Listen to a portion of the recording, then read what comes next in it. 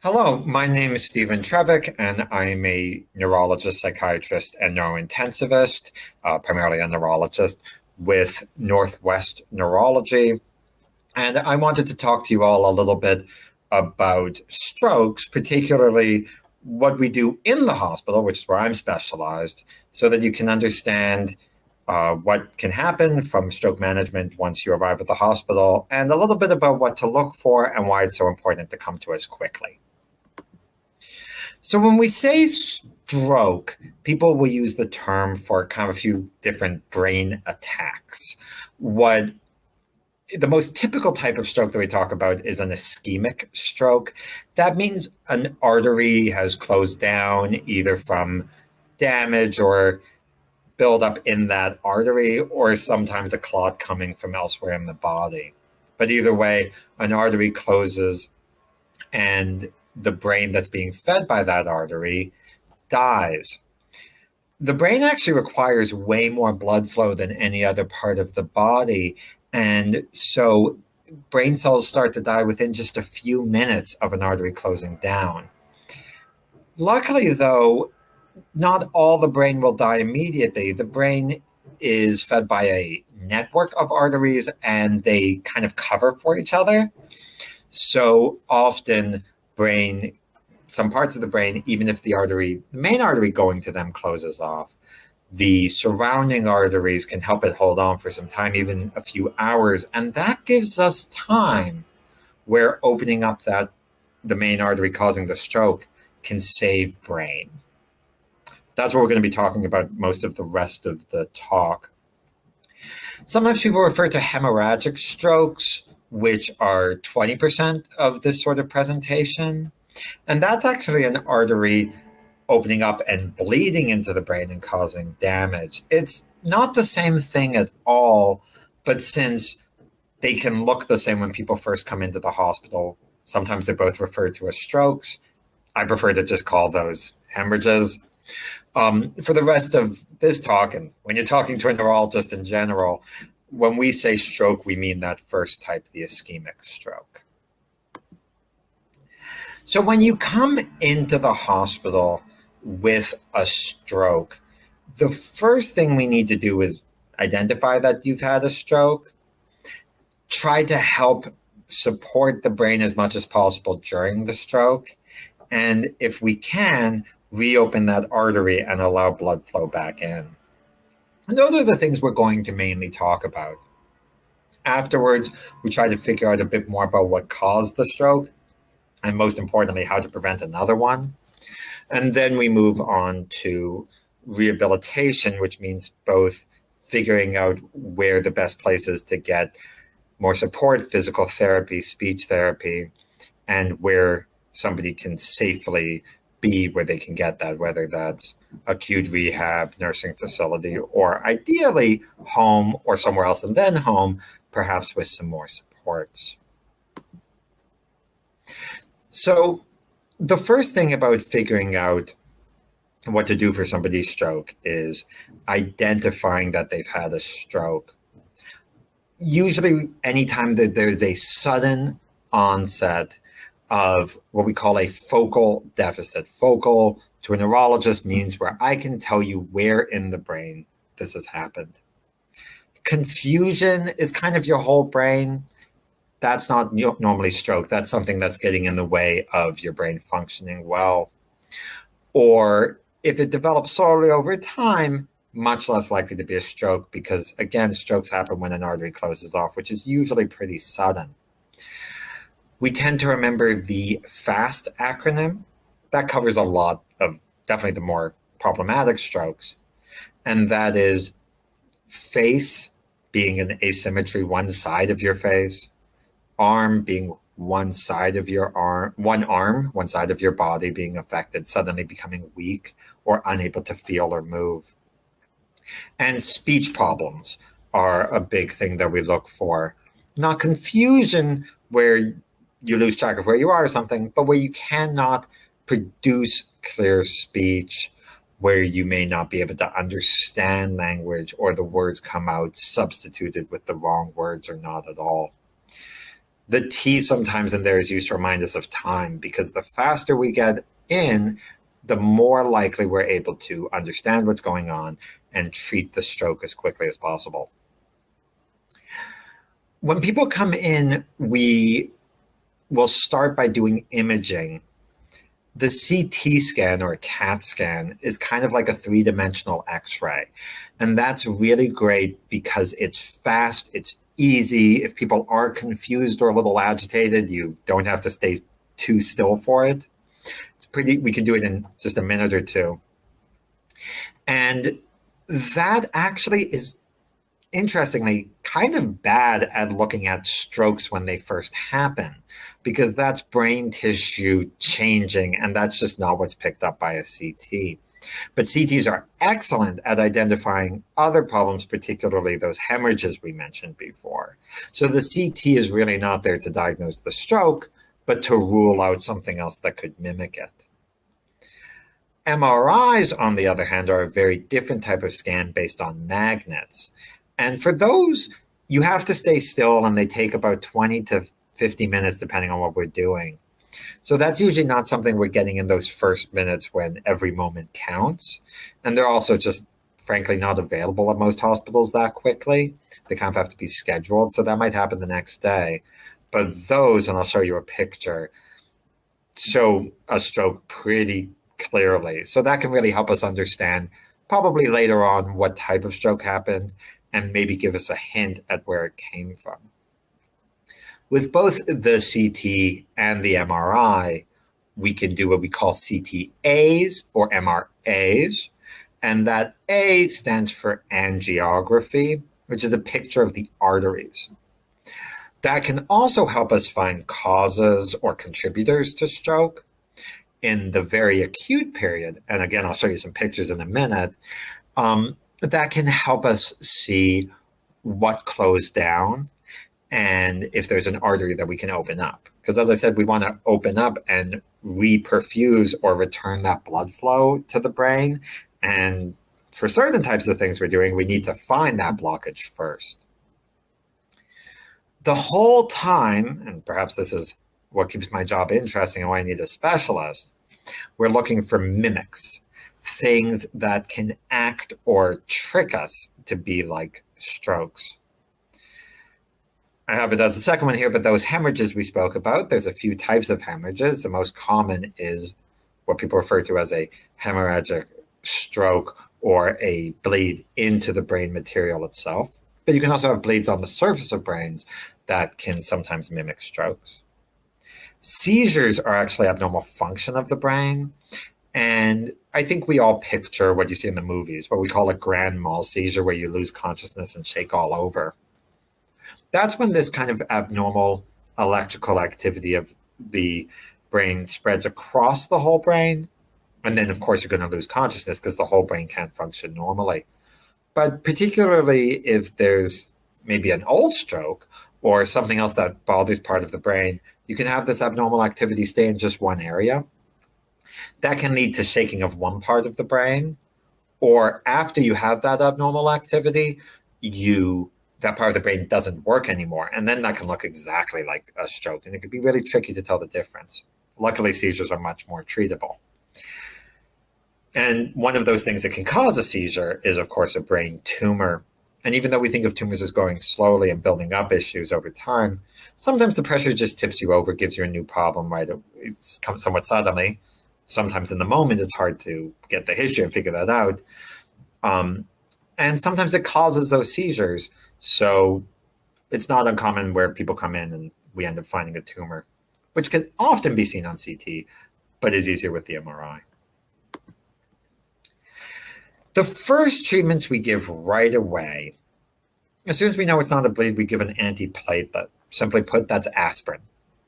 And that helps the clot from growing, what we call propagating, and spreading into other arteries right around there or becoming harder to treat. Of course, if you have a bleed, that will actually make the bleed worse. So usually we get the scan first. When I say volume, I mean volume of blood, and that is IV fluids, because we're trying to help support those other arteries. I'm showing the picture of the balloon because that's kind of an idea of how the arteries work in the brain. You have a couple of main ones going up, and they branch kind of like a tree, but they also overlap and interweave. And so closing off one artery can put one area at risk, but those other arteries are feeding in and giving maybe not enough, but just enough blood flow for the brain to hang on. And that's where we want to give that extra fluid, maybe blood, but often fluid would do it, as well as drop the head of the bed down, put people flat, making it easier for the heart to pump in that blood, and along with that, allowing people's blood pressure to go a bit up. High blood pressure is a big cause of stroke over months and years, but in those few minutes, in those few hours while a stroke is developing, I actually want your blood pressure on the higher side, even up to 200, so that we can keep the flow to your brain going. Even though in the long term, we're going to want to get that under control, and I don't want it to pop up too crazy, too high, or we can run into other problems. So again, that has to be very tailored to the specific patient and situation. Just to talk about those images we saw, a new stroke can be kind of seen on a CT. If you see, there can be a shadow, pretty hard to notice, particularly with an early stroke. But on the right side of the image here, we have a big arrow pointing on an MRI. That's what a new stroke looks like. So pretty easy to see on a certain sequence. With MRIs, we get different types of images. And there's one that just makes the stroke pop right up. An eagle eye observer might notice that this patient actually has a little stroke on the other side as well, a bright dot there. So that's where we would never see a small stroke like that on the MRI, on the CT, but with an MRI and I see strokes on both sides of the brain, now I might be looking for a different cause than just a single artery closing off on one side. So the MRI can really help guide our management. There's also a type of, let's say, kind of newfangled, a little bit imaging called CT perfusion. This is done along with those CTAs, which I didn't pull up because they're a bit harder to see. But when we get a CT angiogram that shows us where the arteries are and if an artery is closed down, the CT perfusion will show us, it's kind of done almost as a video of contrast going along through the arteries into the brain. And it can show us what parts of the brain are getting more or less flow faster and which parts of the brain they're getting the blood flow eventually versus, but slower versus just not at all. If you're not getting the blood flow at all, unfortunately, that part of the brain is certainly going to already be damaged, but which means that the cells in it are dead. But if there's an area that's still getting the flow, but it's delayed, that's the area we may want to go after. It first comes up as pretty blurry black and white images, and then the computer turns it into these kind of colorful images you see on the right, where we're looking for areas of asymmetry, but that can be a bit harder to interpret and definitely requires a specialized eye. What's a little bit easier is also what the computer can do for us, which is the image you see on the left, where the red area isn't getting blood flow, but the green area is getting blood flow slower than the rest of the brain, but it's still getting there. And that's the area of the brain that we can save if we reopen the artery. And as we see here, that can be pretty significant. So reperfusion, which, if I'm showing off our toys and the new impressive things that we can do in the hospital to try to help people in ways that we couldn't before, we're talking about reperfusion. That's reopening that artery. That can be done with medicine or with a procedure. Whether you want to call it surgery, it's an angiography with a wire. Let's first talk about the medicine. The medicine that we use there is something called intravenous thrombolysis. That's usually TPA, though at more and more institutions were using another one called TNK, very similar drugs.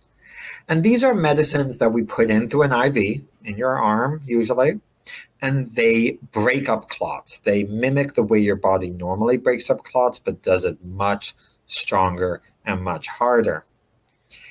They don't last very long in your bloodstream, but they basically break up any clots just about anywhere. Hopefully, that includes the clot in your brain that's causing the stroke. Unfortunately, of course, you can bleed, and that can be an area where maybe you have a bleeding source in your intestines. They won't make you bleed if you never kind of bled there before, but even something small that's kind of your body's able to clot off normally, like a small area in your intestines or in your bladder that sometimes bleeds, IVTPA goes everywhere in your body and so can cause problems with that. Usually not such a problem with the other parts of your body, especially since it's so short lasting. So if you were to bleed a little bit into your urine, it would stop. We can give you, you're being observed in the hospital, we can treat that.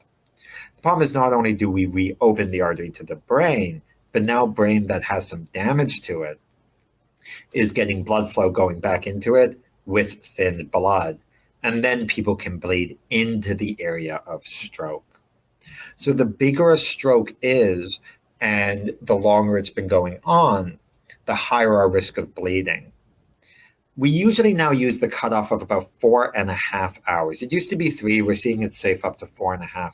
From the longest amount of time it could have been since the stroke started. We call that the last known normal, not the first time you noticed there was a problem, but the last time you were sure there wasn't. Because the earlier we're going on, the more there is to save. And as we go on later, there's more brain that's already dead that's more likely to bleed. So our benefit goes down and our risk goes up.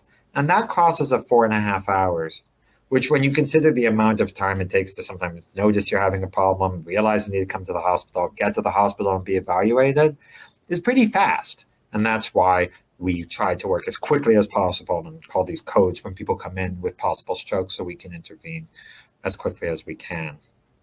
A bigger stroke has more risk of bleeding, but it also has more area to save. So those usually balance out, but maybe not in extreme cases. Mechanical reperfusion is the term we use to describe when we go in and pull it out. As I said, that's usually with a wire, usually done through the leg, sometimes through the arm if we have to, if there's a problem with the artery in the leg. And an actual little wire is fished up all the way up into the skull. First, they will, and by they I mean the neurointerventionalist. It's a special type of doctor who pretty much just does this sort of thing, either with wires into the brain, either for strokes or for other brain problems all the time. So I really appreciate these colleagues and they help me out in this situation. They would go in with this little wire and do an x-ray of your brain and then put in a little bit of contrast, a little bit of dye in through the artery and take another picture. And then the computer says what was there that wasn't there before, and that's where the arteries are. And this, even though it's just x-rays, gives us the most crisp, clear, and moment-by-moment active images of the arteries in the brain. Once we find that there's a big enough artery to go after, which we probably figured out on CT angio, then they can go in and try to pull it out. It doesn't always mean the amount of deficit you have. You actually need an artery that is closed, that is big enough that we can get the wire to, because the arteries in the brain get pretty small pretty quick. As much flow is going through them, we're talking about the biggest ones are a couple of millimeters across. So this is a great intervention because you're not going to bleed in other parts of the body. We don't have to use blood thinners necessarily, although this can be used along with, of course, aspirin and TPA or TNK. It's targeted. It's just affecting that one place. But it is a procedure. You can get some bleeding there. Usually around your leg, that's pretty minor stuff. Can be a problem, unfortunately, sometimes. It does require anesthesia, even though it's not really an open surgery. People need to stay very still. And you can actually even cause strokes, not only from returning the blood flow to that area and bleeding into it, but just from where the wire is going. So there's benefits and risks, and we only do it when we think the benefits outweigh the risks. As I said, this can be done through your leg or through your arm. And what they do is actually advance a little wire through the arteries, go into the brain, and find where there's been, we'll do an x-ray of your skull, inject a little bit of contrast, take another x-ray, and then the x-rays are able to subtract from each other and see where there's contrast now that there wasn't before, which shows us exactly where the arteries are. Even though that's just using x-ray, that actually gives us the most advanced, fine, and moment-by-moment image of the arteries in the brain. So we can really see what's going on. And once that wire is up there, the doctors who do this can actually put in special devices through that wire to pull or suck out the clot and stop the stroke right there. Because they're pretty interesting to look at. These are some of the retrieval devices. Sometimes they actually just go in there and put TPA or TNK right into that artery, so you spare the other parts of the body. But that's, for practical reasons, less commonly done. Probably the most common retrieval device that's used is something called either the Solitaire or the Trevo. These are two companies that make pretty similar devices. And what that is a cage that's put in through the clot. The clot's actually, as much problem as it's causing and as much blood as it's blocking, is kind of, well, it's how you might picture a clot. It's kind of gooey. And so you put this wire through and then it pops open with a cage. And that gets tangled in there and you can pull out the clot with it. All the while trying to keep any little bits from going further, though unfortunately that can happen. Another device that's pretty similar, it's called the Mercy device, more corkscrews in and allows you to pull it out. And again, these are used by these specialists based on the size and the curvature of the artery and specifically what they need to get into that clot. Along with some other suction devices and such, stents seem to cause more problems in the brain than they help. They tend to close off afterwards. So in the heart, usually when you open up an artery, you will then leave in a stent. And in the brain, we generally don't do that. In the neck, it's becoming more common. But in the brain arteries, maybe it's because of the speed of the flow, but they tend to close off, and that doesn't seem to be helpful in the long run. Again, sometimes they also use aspiration along with that, which just means sucking out, so kind of reversing the flow. So any clots that break up come back out just for the few seconds while they're doing things, and these can all be used in combination with each other.